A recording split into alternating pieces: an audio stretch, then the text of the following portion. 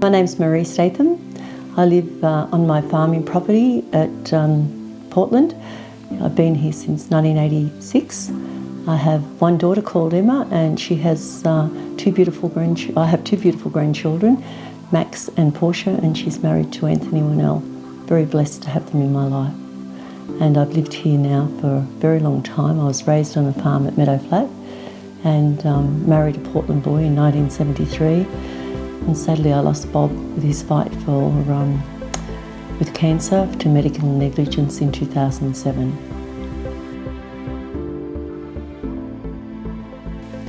Currently I'm a councillor on Lithgow City Council and have been for 9 years.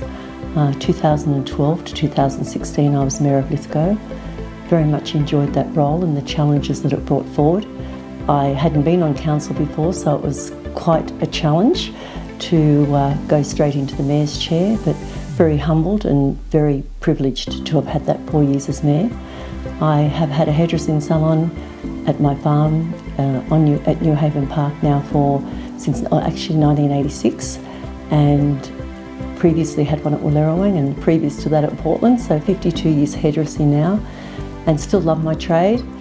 I've always been very involved with the community, chairing different organisations and being part of Portland Tidy Towns currently.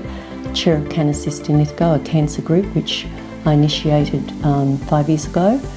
I have also been very involved with doing work at Griffith University before I was elected to council, coaching young people in etiquette and interview preparation, self-esteem, believing in yourself, and you know that was something that really gave me, I guess, a lot of encouragement after I lost my husband.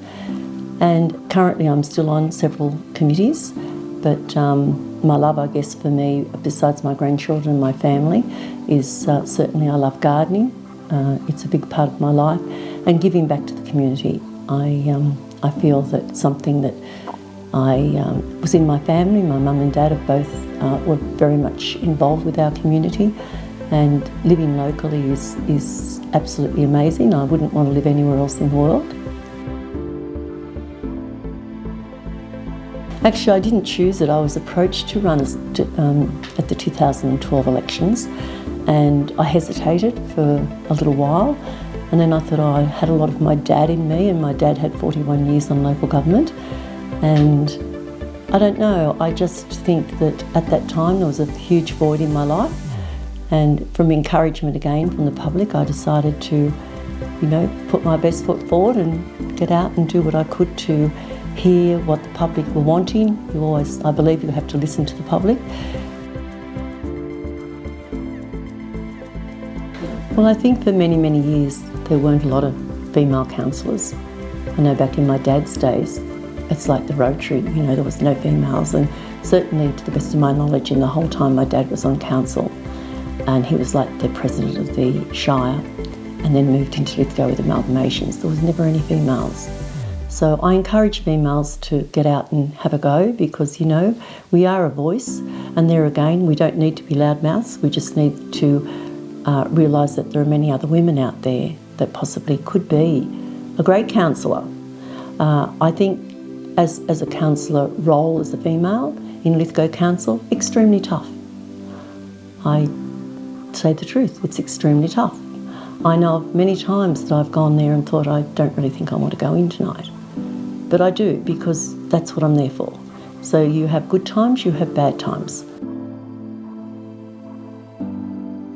Initially, when I did become Mayor, I'd have to say there was so much support in that room that night. I think there was 100 odd people in public gallery, and the councillors that were there, it was a unanimous vote, which I was completely overwhelmed with, but I never let it go to my head. My life changed when I was Mayor, but I didn't change. But I became a stronger person, going through the gruelling medical negligence with my husband. Certainly took the edge off my life. But I found council a bit of light-hearted relief, to be truthful, in a lot of ways, that I could see, feel and touch what was happening in front of me. Whereas when Bob died, I was numb. I couldn't believe that his condition deteriorated so much because of negligence. I think now they realise that women can not be equal to men. You know, there's many times that we can't do things without men. You know, whether it's lifting something or making some decisions, we need the input of men. But we need to pull together. You know, I'm looking now where I'm going, not where I've been, because if I was looking where I'd been, I probably wouldn't be even here to say that today.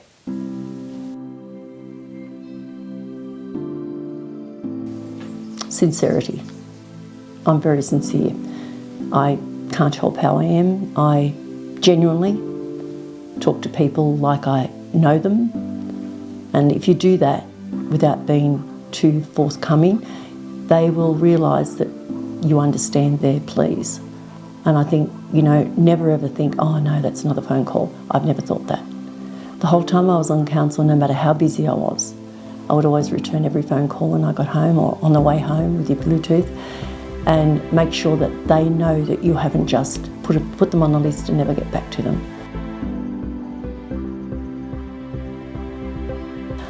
I think with more women in any role on any committee is a great thing, but I also think we need to have, most of the time if they're mixed committees, a couple of men. You know, I think probably like the Community Development Committee meeting has got more women than men, but I think in a council chambers, you know, whether it be 60-40 or 50-50, I wouldn't like to see all women, I wouldn't like to see all men. I think it's good to have a balance, and I think it's great to have good debate. I think, you know, good debate brings great outcomes, mostly because you can go into that chamber sometimes thinking, this is how I'm going to vote. And then with good debate, you think, oh no, I think I'll change my mind. So I think it's surprising to me what debate can bring out. And I think good debate is essential for a good meeting, but I don't think arguing and bringing people down and raising people's voices, I don't think any of that is becoming. I think there are some people out there that never want to be on committees, but they're supportive, and there's other people that will give it a go, and then there's this small amount of people that may find they have time for a commitment to a committee, and there's not that many. And you find a lot of people in our local government area wearing 2 hats at least, or maybe 3.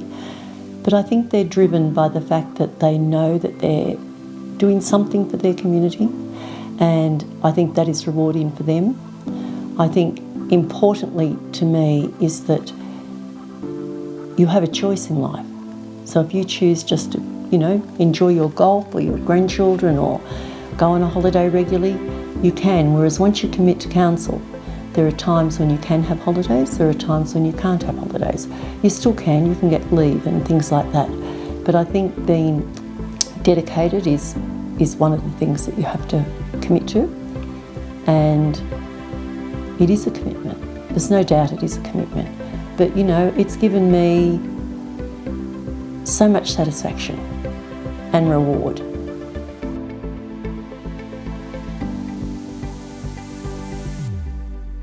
I guess my last thoughts after being interviewed by you, Emily, is the one thing that I must not miss, and that is my mum. She's 91 in her 92nd year, and previous to breaking her hip, she would come to council meetings every month. She has an amazing memory, so she would get in the car and I'd take her back to Meadow Flat and she would say to me, what happened during the meeting? There may have been something that, because it goes at a fairly fast pace, and she would reflect back on certain things that were done and said, and it was so good having her with me, because sometimes you haven't got time to write things down, and Mum's memory was incredible. And my daughter and her family, her husband and her children, are a massive part of my life. And the other really big part of my life is my brothers and sisters, who support me totally, and my closest friends, who have been there for me through thick and thin, court cases, tears, laughter, but the community. A huge thank you to each and every one of those people out there that have got me to where I am today, because without the community, I just don't know where I would be today.